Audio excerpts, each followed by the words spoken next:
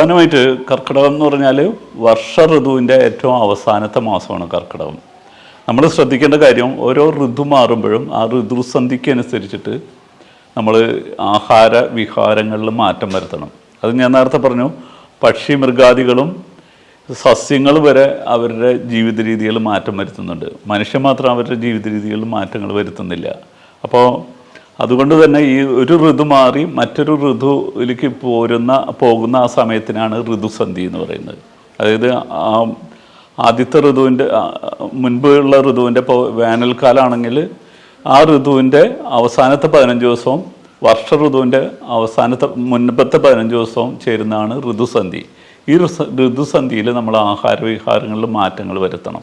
അതായത് അടുത്ത ഋതുവിനനുസരിച്ചുള്ള ആഹാരങ്ങളിലേക്ക് പതുക്കെ മാറണം. അതേപോലെ തന്നെ നമ്മൾ പ്രതിരോധ ഔഷധങ്ങൾ കൂടുതലായിട്ട് ഉപയോഗിക്കണം.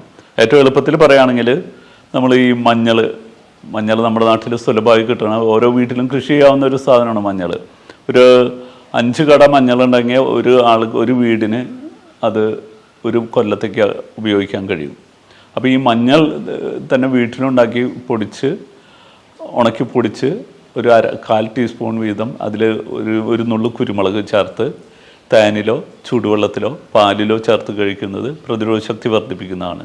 ഈ മഞ്ഞൾ നമ്മൾ വീട്ടിൽ തന്നെ ഉണ്ടാക്കി കഴിക്കാമെന്ന് പറയാൻ ഒരു പ്രധാന കാരണം ഇന്ന് മേടിക്കുന്ന മഞ്ഞളൊക്കെ പലതും മായം ചേർത്തിട്ടുള്ളതാണ്. അതിൻ്റെ കുർക്കുമിൻ്റെ അളവ് വളരെ കുറവാണ്. അതുപോലെ തന്നെ കുർക്കുമിന് വേഗത്തിൽ അബ്സോർബ് ചെയ്യാൻ വേണ്ടിയിട്ടാണ് കുരുമുളകും കൂടിയിട്ട് ചേർത്ത് കഴിക്കണം എന്ന് പറയുന്നത്. ഇതിൻ്റെ പേരിൽ നമ്മൾ മേടിക്കുന്ന മഞ്ഞൾ ടാബ്ലറ്റുകൾ ഉപയോഗിച്ചിട്ട് കാര്യമില്ല. എളുപ്പത്തിൽ അബ്സോർബ് ചെയ്യുന്നത് നാച്ചുറലായിട്ടുള്ള മഞ്ഞൾ തന്നെയാണ്. അതുകൊണ്ടാണ് വീട്ടിലുണ്ടാക്കിയിട്ട് നമ്മൾ കഴിക്കണം എന്ന് പറയുന്നത്. അതുപോലെ തന്നെ നമ്മുടെ നാട്ടിൽ കാണുന്ന ആര്യവേപ്പില മഴക്കാലത്ത് ഏറ്റവും നല്ല നമുക്ക് വീട്ടിലൊക്കെ ചെയ്യാവുന്ന കുറച്ച് കാര്യങ്ങളാണ് പറയുന്നത്. ഈ രോഗത്തിനെ പ്രതിരോധിക്കാൻ വേണ്ടിയിട്ടുള്ള ഏറ്റവും പ്രധാനപ്പെട്ട കാര്യങ്ങളാണ് ആര്യവേപ്പില. ഇപ്പോൾ ഈ ആര്യവേപ്പ് നന്നായി തളിർത്ത് നിൽക്കുന്ന ഒരു സമയമാണ് മഴക്കാലത്ത്. അപ്പോൾ അതിൻ്റെ തളിരിലകൾ എടുത്തിട്ട് അതിൻ്റെ നീരെടുത്തിട്ട് ദിവസം കുടിക്കുന്നത് പ്രതിരോധ ശക്തി വർദ്ധിപ്പിക്കും. അതുപോലെ തന്നെ അതിൻ്റെ ആര്യവേപ്പിൻ്റെ ഇളം തണ്ടുകൾ എടുത്തിട്ട് കഷായം വെച്ച് കുടിക്കാം.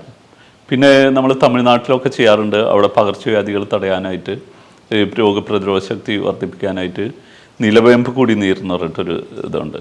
ഒരു വെള്ളം തിളപ്പിച്ച് കുടിക്കുന്നത്. അതിലത്തെ ഈ കിരാത്ത എന്നാൽ കിരാത തിക്താണ്. ഭയങ്കര അധികമായിട്ടുള്ള തിക്തമായിട്ടുള്ള ഭയങ്കര കയ്പുള്ള ഒരു ചെടിയാണ് കിരിയാത്ത.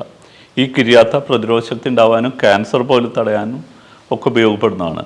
അതുപോലെ തന്നെ ഡയബറ്റീസിനും നല്ലതാണ്. ഈ കിരിയാത്ത വെള്ളം തിളപ്പിച്ച് ദിവസവും കുടിക്കുന്നത് ഈ കർക്കിടകത്തിലെ രോഗങ്ങളെ പ്രതിരോധിക്കാൻ എളുപ്പത്തിൽ ചെയ്യാവുന്ന ചില കാര്യങ്ങളാണ്. പിന്നെ അതേപോലെ തന്നെ നെല്ലിക്ക, ദിവസം ഓരോ നെല്ലിക്ക കഴിക്കുന്നത്.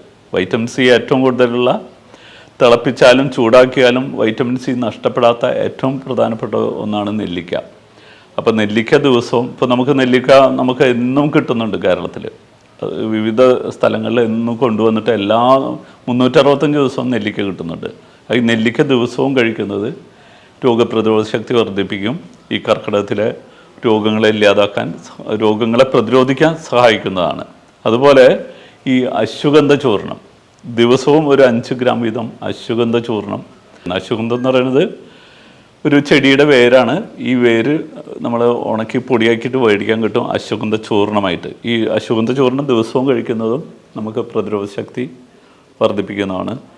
കൂടാതെ ഇപ്പോൾ ദശമൂലാരിഷ്ടം തുടങ്ങിയുള്ള അരിഷ്ടങ്ങളും നമ്മൾ ആ സമയത്ത് ഇപ്പോൾ വയറിനൊന്നും കുഴപ്പമില്ല, ഷുഗർ കംപ്ലൈൻറ്റ് ഇല്ല, അസിഡിറ്റി ഇല്ല, അങ്ങനെയുള്ളവരൊക്കെ അരിഷ്ടം അതേപോലെ തന്നെ ദശമൂലാരിഷ്ടം ദിവസവും കഴിക്കുന്നത്. അതൊക്കെ അരിഷ്ടം കഴിക്കുമ്പോൾ എപ്പോഴും ഒരു ഡോക്ടർ നിർദ്ദേശപ്രകാരം കഴിക്കണം. അതെപ്പോൾ കഴിക്കണം, എങ്ങനെ കഴിക്കണം എന്ന് അവർ പറഞ്ഞു തരും. അപ്പോൾ ഇതൊക്കെ കർക്കിടകത്തിൽ ചെയ്യുന്നത് പ്രതിരോധ ശക്തി വർദ്ധിപ്പിക്കുന്നതാണ്.